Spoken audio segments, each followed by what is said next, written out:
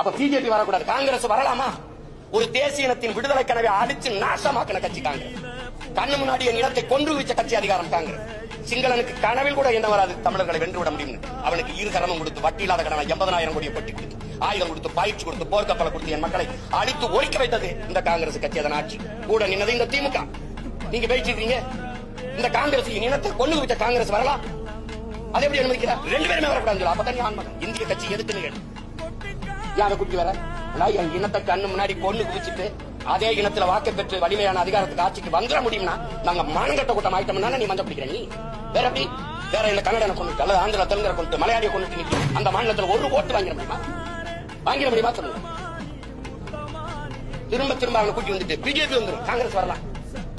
ஏன்னா என் இனத்தை கொண்டு கொடுத்தாங்க, என் விடுதலை கனவை போச்சிக்கு நாசமாக்கினால அதனால வரலாம். ஐபிகே அனுப்பி என் இன மக்களை அடிச்சு ஒழிச்சாங்களா வரலாம். காவிரி நதி உரிமை பறிகொடுக்க வச்சாலும் வரலாம். கச்சத்தீவை எடுத்து அது கொடுத்தது அதனால வரலாம்.